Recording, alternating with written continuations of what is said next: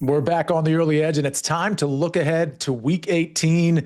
Gentlemen, I can't believe, I know people always say this, like, I can't believe we're already this many weeks through the season. But the fact that we're at the last regular season week here is kind of staggering. Let's talk about look ahead lines, week 18 lines. Danny, I'm going to start with you. What's the side you want to bet early in the week here?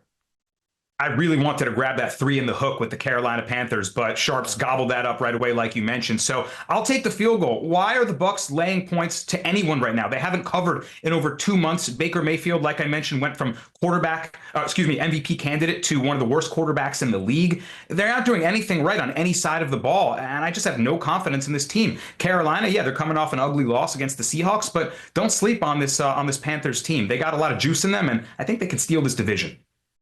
All right, Mike, what's a play you're looking at? I like the 49ers, guys. Sia, you and I, we've talked about how incredible their path to potentially not traveling again until next season, whenever their first road game is. I think it's going to happen, to be honest with you. I like this matchup against the Seattle Seahawks. I know Seattle is a great team. This division, fantastic. The 49ers defense has not looked great of late, but the offensive side for Seattle has struggled a bit on the road this season. The stakes of the game are so high.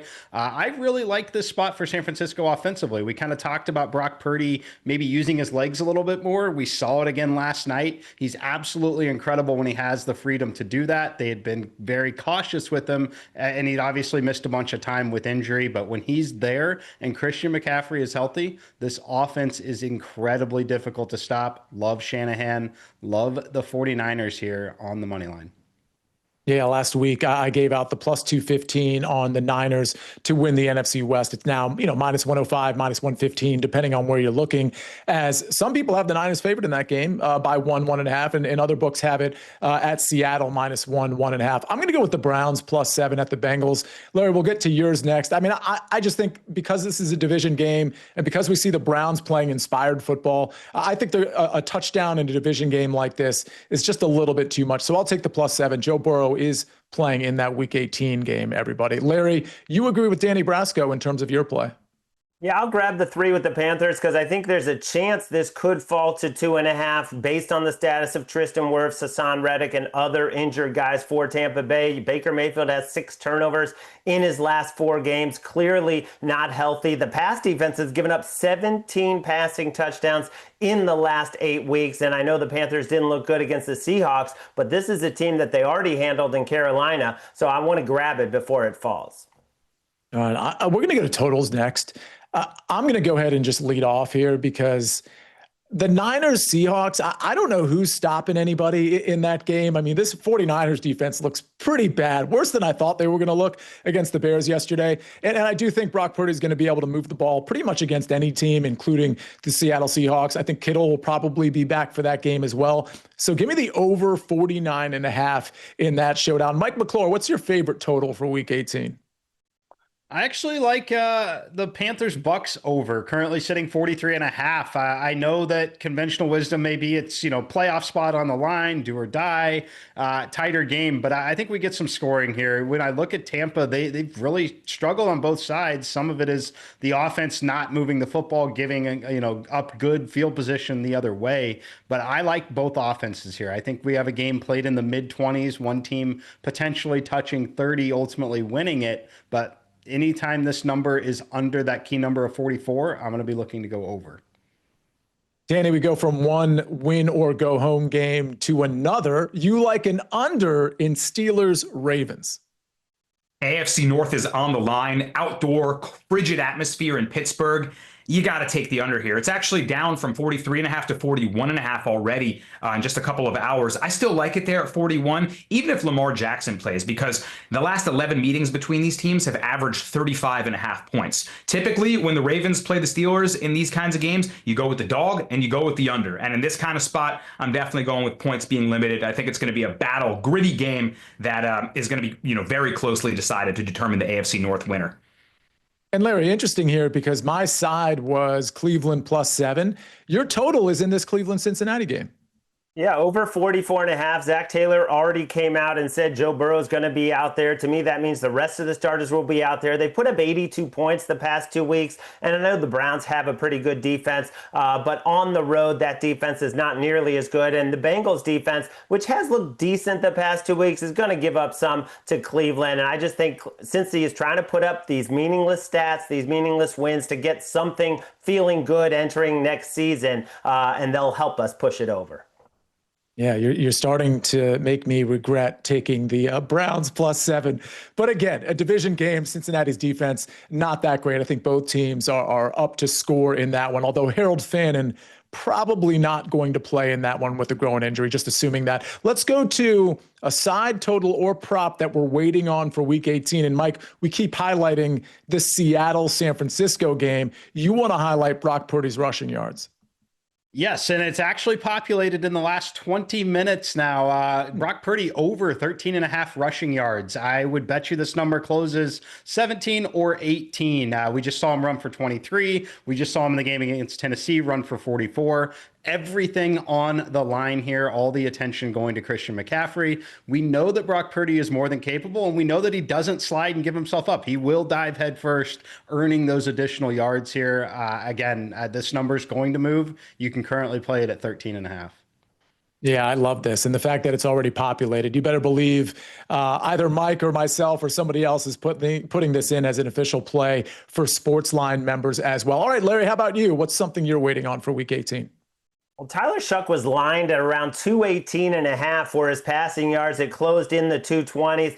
Anything less than 250 in Atlanta, I am going over for a team that is outwardly saying we want him to win Rookie of the Year. That's what Chris Olave said. He's thrown for over 900 yards in the last 3 games. Perfect indoor conditions against the Falcons. I cannot wait to see the Tyler Shuck props.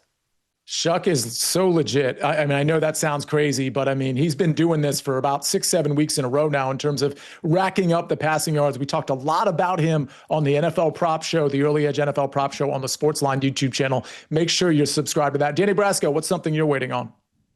Yeah, Shuck is so good. He ruined everyone's Saints team total under for the season. I'm also with Mike McClure on the 49ers. I'm eyeing them. I really like them to win that game. I'm just waiting on the injury report because, as usual for the Niners, it is a laundry list of names. If I wait too long, though, I might miss some value. I just want to know that Trent Williams is going to play. I want to maybe know that George Kittle is going to be back. I don't need Kittle as much as I need Williams, to be honest, but I like the Niners in any case. I want them to be a little healthy. I'm probably going to play them no matter what. I'm going to wait on the Saints, and I understand the Falcons play tonight. The Saints play the Falcons next week.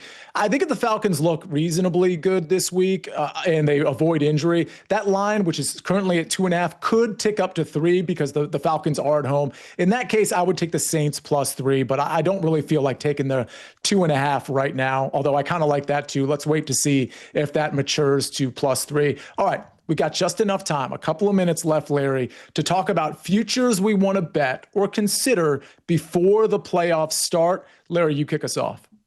Look at the Chargers plus 1,100 to win the AFC. I know it was ugly against the Texans, but their path, if they rest guys against Denver, is really not too daunting because you go to New England, an inexperienced team that doesn't really pressure the quarterback, and then you'd have a rematch with the Denver Broncos, who you've already beaten. So I think if Jim Harbaugh plays it smart, this team is still offering some good value to get to the Super Bowl. Mike, you've got an interesting, very particular prop here. Yes, there certainly won't be a popular one. They've had a great season. They're still the Super Bowl favorite. How about the Rams to lose in the wild card round? You are guaranteed a road playoff game outdoors, I will add. They are going to be playing outdoors where they've been a lot worse, in my opinion, with significant travel. They've got significant travel here on the East Coast tonight. They're going back to the West Coast. They'll be traveling back to the East Coast for one of these games, if you want to call potentially Chicago that. But the price point here is all but assuming that they are definitely traveling to either Tampa or Carolina. If they happen to play the Philadelphia Eagles, that game will be a true pick 'em. You might catch the Rams at plus money on the money line in that game. And when you talk about Chicago, Chicago won't be plus 210 in that game on the money line either. So for me, it's just essentially betting that they land either on the road in Philly or on the road in Chicago, or just simply lose to whoever they play from the NFC South. All of those combined together, this number should be plus 180. All right, and Danny, close us out here with a Houston Texans to win the AFC.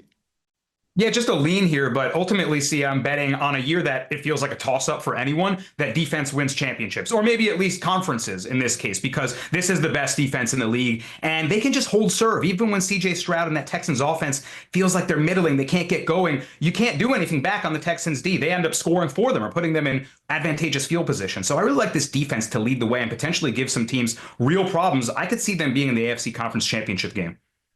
Yeah, I could totally see that. We've been talking about you, Danny, and myself. We've been talking about the Texans for the last few weeks. Those odds starting to get shorter and shorter as it relates to them winning the AFC. I'm going to do something a little fun. I'm going to go the other way from Mike here. I'm going to do a Super Bowl exacta. Rams over the Patriots in the Super Bowl pays plus 2,700. There's a few AFC teams I like, to be honest with you. The Chargers are one at value, the Texans and the New England Patriots. I'm kind of done doubting the Patriots at this point. Drake May is just that guy. So I'll take the Rams over, again, this is a sprinkle play, the Rams over the Patriots in a Super Bowl exacta.